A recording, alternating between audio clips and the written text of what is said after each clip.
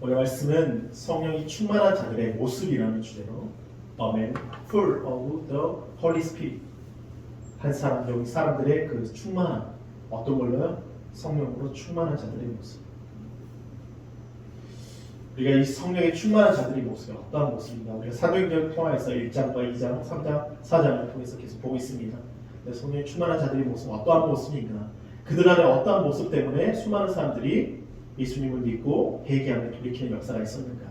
우리 그 말씀 가운데 오늘 다시 한번 묵상하시면서 그 말씀을 찾아가도록 하겠습니다.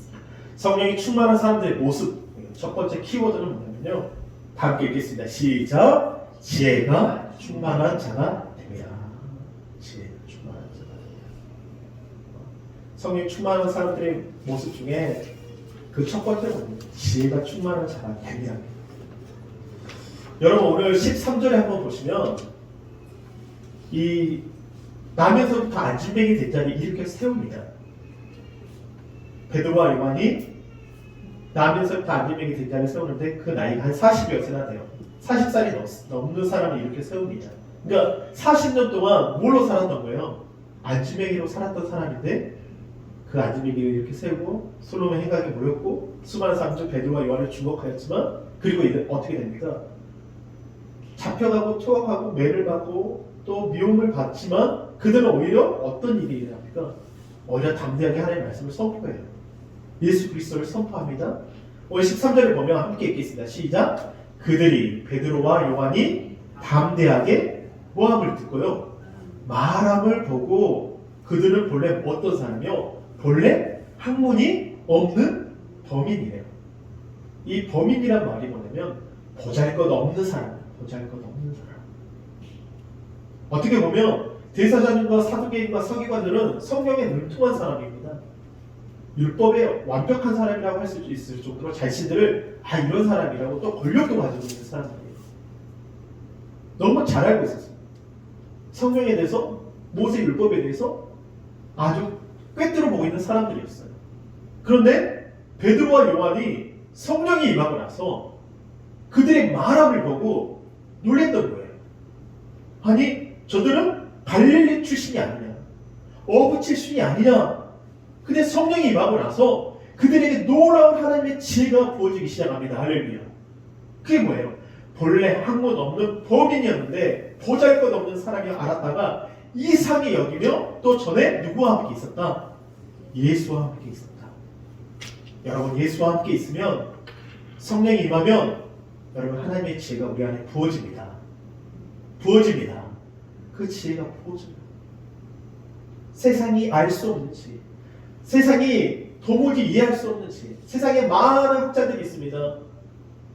많은 교수가 있고 학위와 석사와 박사, 그러나 그 지혜와는 비교될 수 없는, 사도 바울이 예수 그리스도를 아는 것이 가장 고상함이라고 했어요. 그래서 자신의 모든 것을 뭘로 여겨버린다? 배송물로 여겨버리고 그리스도롭고 그리스도 안에서 발견되려 합니다. 그래서 우리는 이 성령의 충만한 자의 모습이 하나 뭐냐면 지혜. 여러분, 이 출애굽기 31장부터 1절부터 11절까지 보면 이 성막 일꾼이 있습니다. 성막 일꾼이 있는데, 이 성막 일꾼들에게 다른 이 모세를 통해서 성막 일꾼들한테 유일하게 성막 일꾼들에게 이 말씀이 있습니다. 어떤 교회를 세우는 사람, 하나님의 집을 짓는 사람에게는요 어떤 일을 허락하여 주시냐면요, 30절 보실게요. 모세가 이스라엘 자손에게 이르되 볼지어다 여호와께서 유다 지파 훌의 손자요 우리의 아들인 브라셀레를 지명하여 부르시고, 31절 함께 읽겠습니다. 시작! 하나님의 영을 그에게 충만하게 하여 무슨 뭘 줘요? 지혜와 총명과 지식으로 여러 가지 일을 하게 하신다.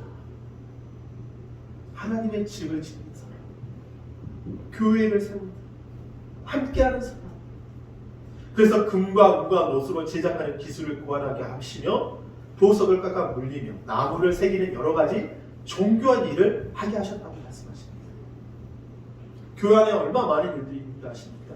이 교회를 이제 결제교회지만, 작은 교회지만 이거 하나하나 꾸미기 위해서요 정말 지혜가 필요해요.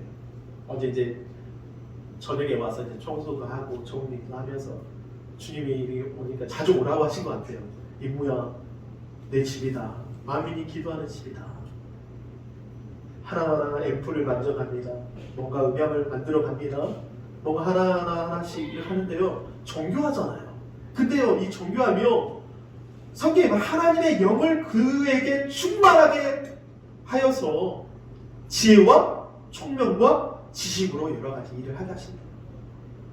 여러분, 교회를 섬길 때, 교회를 사랑할 때 여러분에게 하나님께서 그 영을 통해서 그 지혜와 총명과 지식을 주심을 아시기를 바랍니다.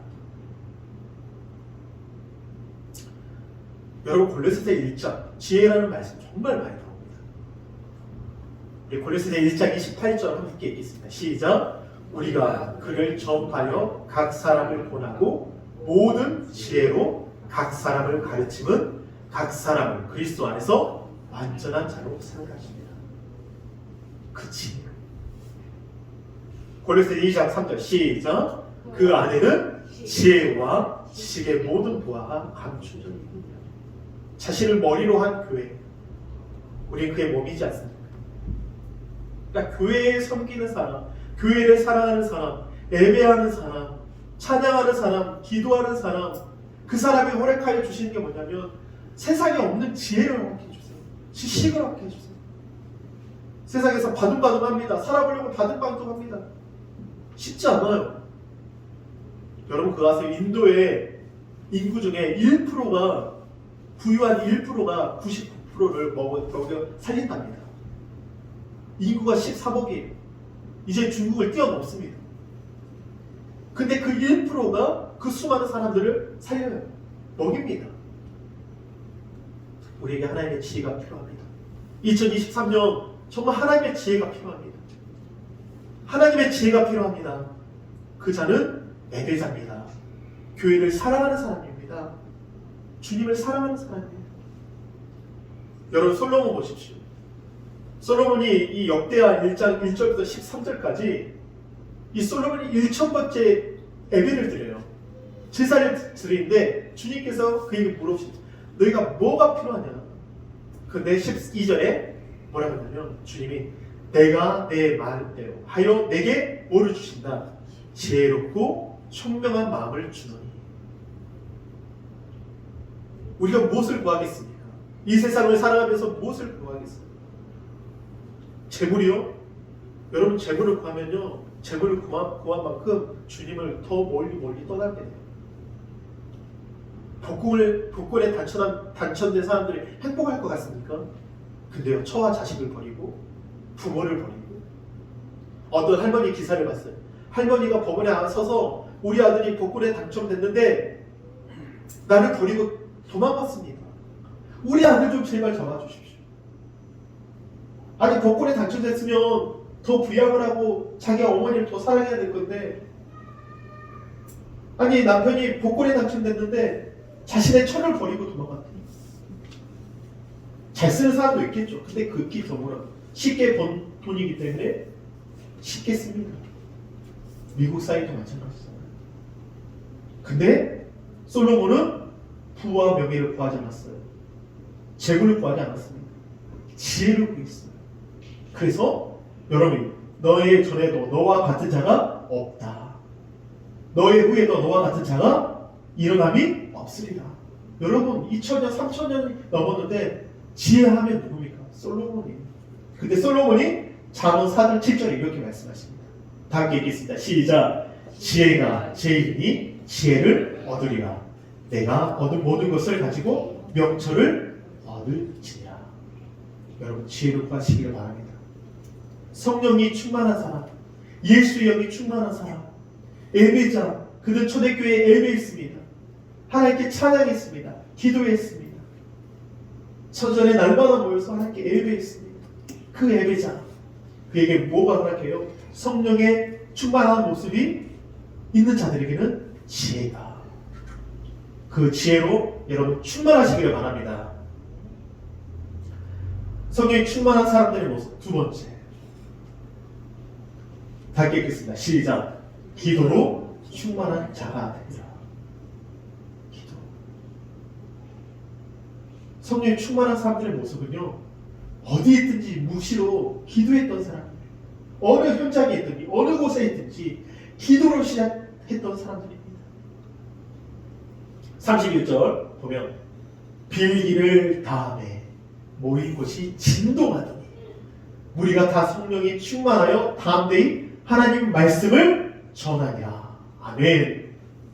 여러분, 이 빌기를 다음에라는 말씀은요, 이 데오마이, 헬라어로 데오마인데요, 이 몇몇 구절에서 뭐라고 해요? 진심으로 강청하다, 심지어 애원하다. 그냥 주여 이런 수준이 아니에요. 예수여 이런 수준이 아닙니다. 정말 애원하듯이 진심으로 강청하시다. 그 헬라인 여자가 자기 딸을 보고 살려주십시오. 우리 딸이 병들었습니다. 간청했잖아요.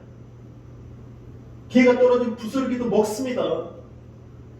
간청합니다. 간청. 아주 막 간절해요. 애원합니다. 여기 31절에 그들이 기도할 때 대충 하는 게 아닙니다.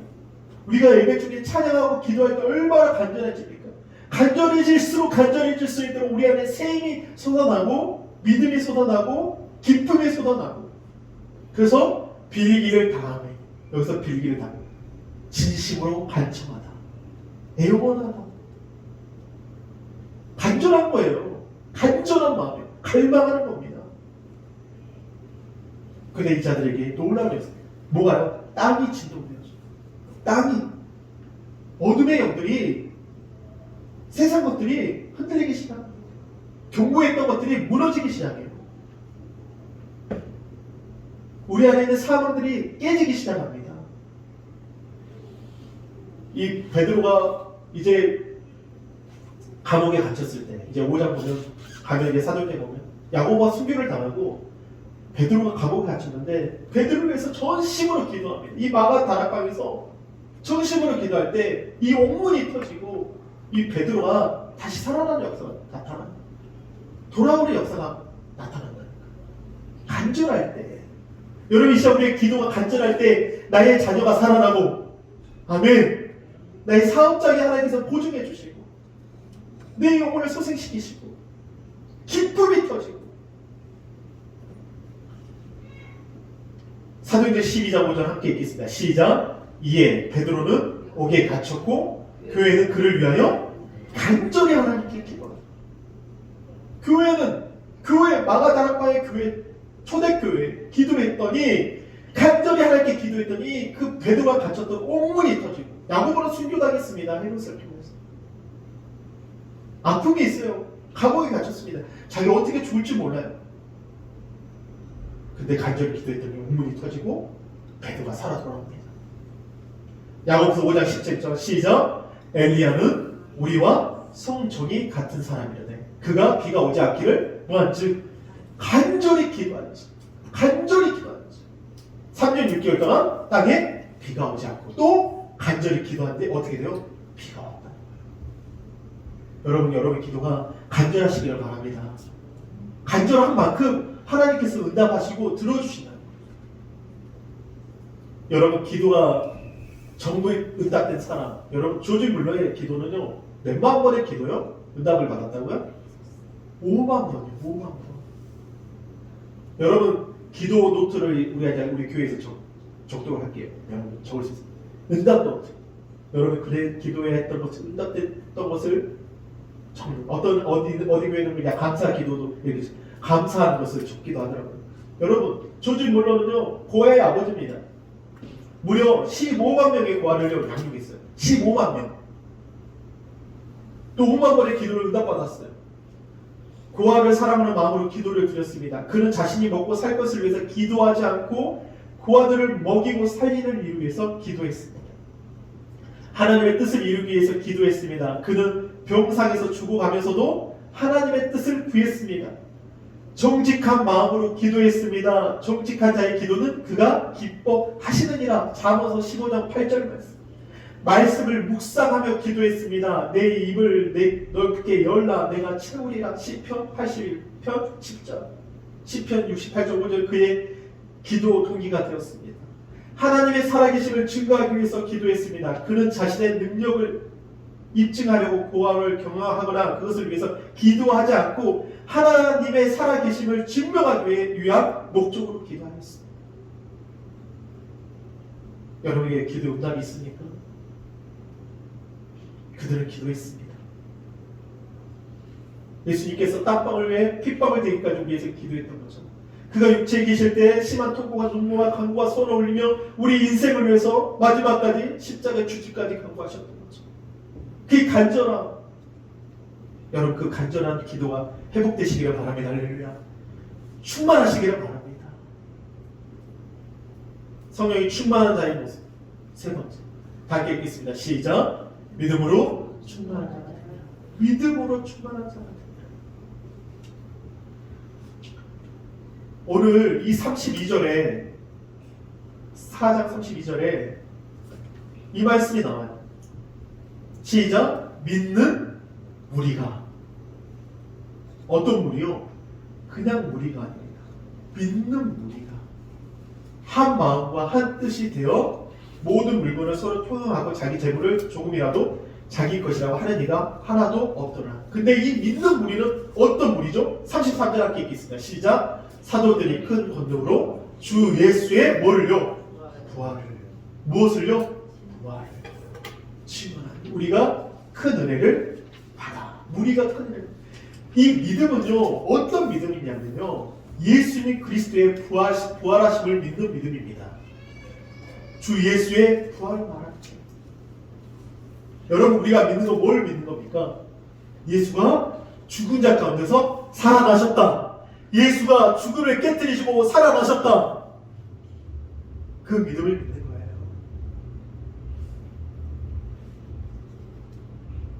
우리 믿음으로 충만한 자, 여러분 잘 아는 히브리서 11장 6절 말씀입니다.